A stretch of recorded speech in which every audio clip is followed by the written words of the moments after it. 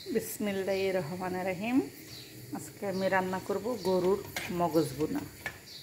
এখানে আমি একটু দারচিনি দিয়েছি, 4টা এলাচ দিয়েছি, 4টা লং দিয়েছি, কয়েকটা গোলমরিচ দিয়েছি, তেজপাতা দিয়েছি। আমি এটাতে পেঁয়াজ দিয়ে দেব।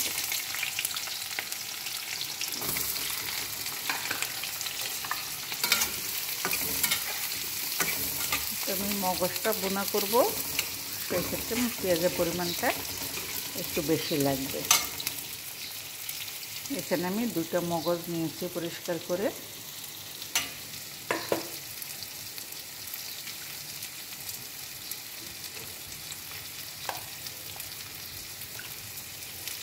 মগজটা আমি গরম পানিতে দিয়েছি, দিয়ে গরম মগজের রগগুলি আছে এগুলি ফেলে দিয়ে পরিষ্কার করে নিয়েছি।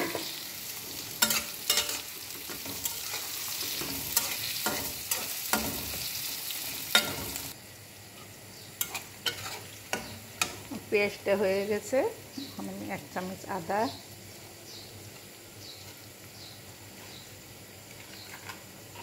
1 চামচ আদা দিয়েছি, 1 চামচ রসুন দিব,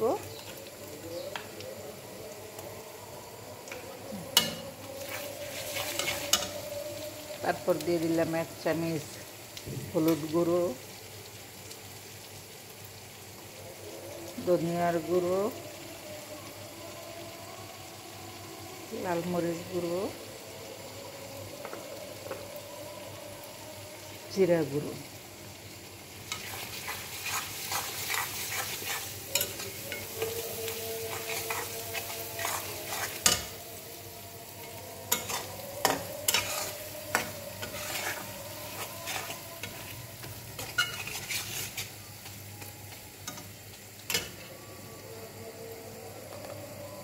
তারপর দিয়ে দিব টমেটো কুচি।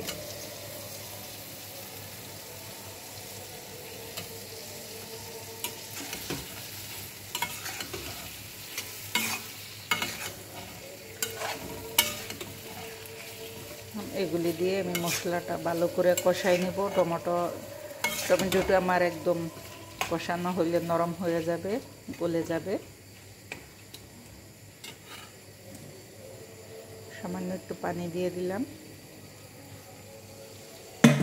যাতে আমার মশলাটা টমেটোটা ভালো করে কষানো হয়ে যায়।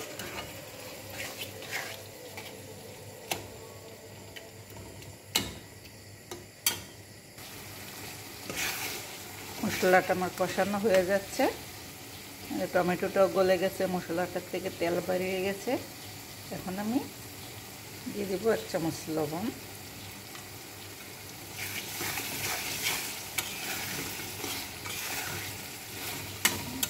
মশলাটা আমার পুরো কষানো হয়ে গেছে, মশলার থেকে তেল বেরিয়ে গেছে। মশলাটার রঙটা দেখেন তো কত ভালো লাগছে দেখতে।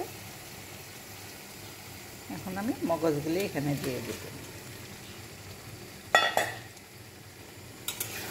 মগজটা কিন্তু আমি গরম পানি দিয়ে পানি ফুটিয়ে পরিষ্কার করে নিয়েছি।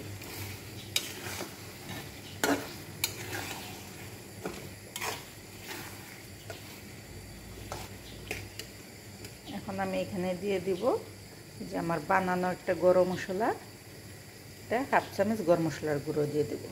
যেহেতু এটা মগজ, এটার মধ্যে একটু গন্ধ থাকে, যার জন্য আমি স্পেশাল গরম মশলাটা দিয়েছি। স্পেশাল বলতে গেলে যত রকমের গরম মশলাটা আমরা বানাই বিরিয়ানির জন্য, ওই মশলাটা আমি বানায় রেখেছিলাম, ওইখান থেকে আমি 1/2 চামচ মশলা দিয়ে দিয়েছি।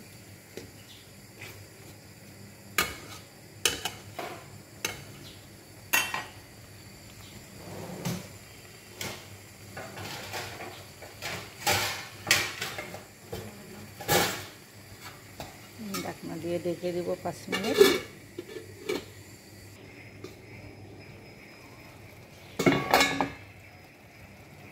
মোটামুটি হয়ে যাচ্ছে আমার ভুনাটা। উপর দিয়ে কয়েকটা কাঁচামরিচ দিয়ে দেবো ফেরে,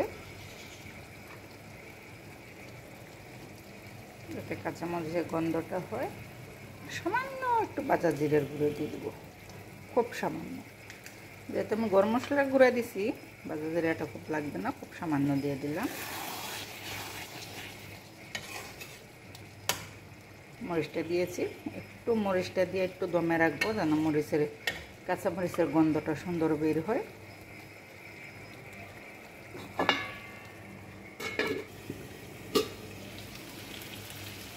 হয়ে গেল আমার মগজ বুনা। দেখেন দেখতে কত সুন্দর লাগছে, রংটাও কত সুন্দর হয়েছে। উপরে তেল বাড়িয়ে গেছে, এখন আর কোনো পানি নাই। বুনাটা আমার একদম বুনা বুনা হয়ে গেছে। সব কিছু দেওয়া হয়ে গেছে, বুনাটা রেডি।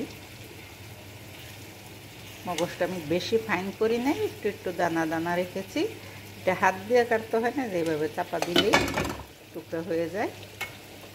হালকা করে কেটে নিয়েছি, কুচুন দিয়ে চাপা দিয়ে দিয়ে। দেখতে কত ভালো লাগছে, মাশাআল্লাহ হয়ে গেছে আমার বুনা।